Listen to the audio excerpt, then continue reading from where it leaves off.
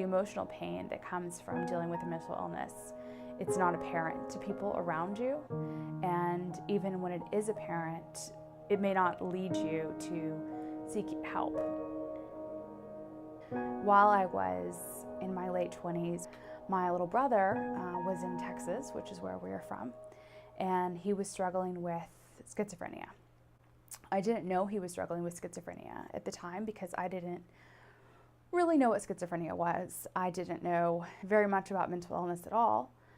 He started to have hallucinations, auditory and visual, and delusions. In his case, he thought that he was on a reality TV show and that there were people who he called the cahoots who were trying to destroy his life. I learned all of this because I moved back to Texas for a little while and he moved in with me. But it became very clear once he moved in with me that something much more serious than just teenage apathy was happening. So I would make dinner and he would refuse to eat it because he thought I'd poisoned it. It was clear that he was getting worse and worse, and it took my brother a long time to see a therapist or psychiatrist. When he did, he was diagnosed with paranoid schizophrenia, and he was prescribed antipsychotic medication, but they couldn't make him take it. And in the state of Texas and most states, that's just the bottom line. Someone can be involuntarily hospitalized and they can be given medication, but there's nothing that makes the person follow through on that. I moved back to New York after a while, and my brother, he left the keys to his apartment on his coffee table, and he left. He didn't let anyone know where he was going. We considered him missing for between 3 and 4 months. I did everything I could think of to try to find him.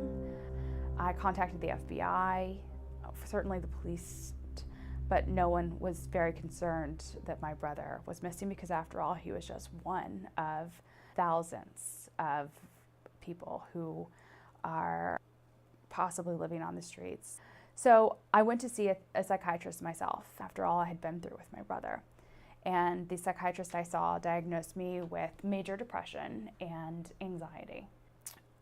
When I started to come out of my episode of depression, my brother resurfaced. He actually had hitchhiked to New York, and he had decided that he wanted to be homeless. Actually preferred to live on the streets and really just kind of drift around.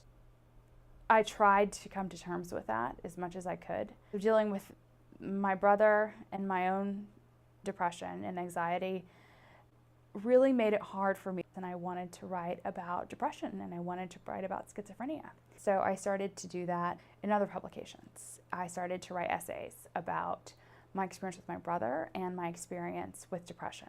It was therapeutic for me to be able to get it out there. And a little scary also to let anyone who wanted to Google me find out what was going on in my life.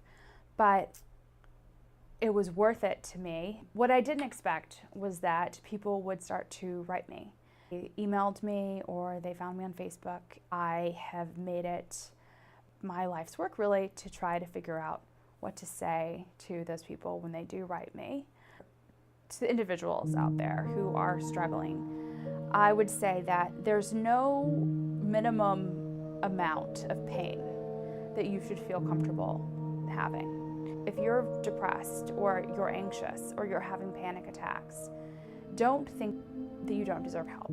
There's no minimum amount of pain that someone should have to qualify for help. If I had not seen a therapist to help me deal with my brother, I never would have been able to help him at all. And even though ultimately his life ended, I did help him some.